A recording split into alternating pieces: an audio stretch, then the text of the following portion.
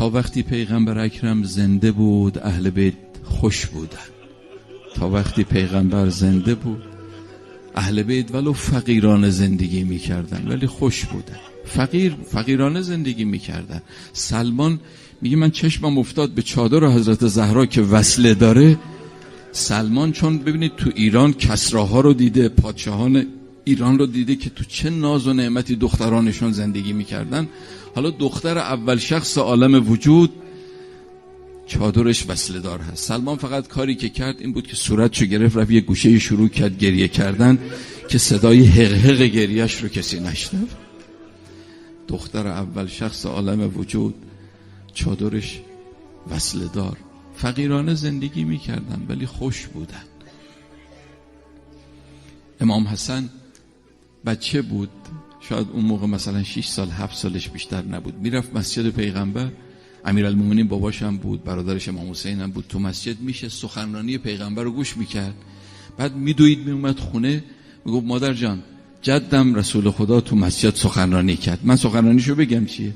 این تو روایت داره. حضرت زهرا گفت بگو حسن جان.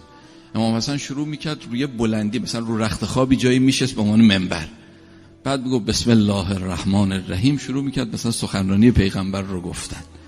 وقتی امیرالمومنین شب میومد خونه حضرت زهرا میگفتش که آقا پدر بزرگوارم پیغمبر تو مسجد اینو گفت. امیرالمومنین فرمود که زهرا جان شما که نبودی که از کجا میدونی این جزئیات رو؟ حضرت زهرا فرمود که حسن میاد اینا رو میگه. امیرالمومنین خیلی دوست داشت یه مرتبه شیرین زبانی این بچه رو بشنوه. یه مرتبه که سخنرانی پیغمبر تو مسجد تمام شد از یه راه دیگری سریع اومد منزل، سریع اومد و رفت پشت پرده ای جایی پنهان شد. امام حسن دوید اومد تو، اومد گفت مادر جان جدم سخنرانی کرد تو مسجد.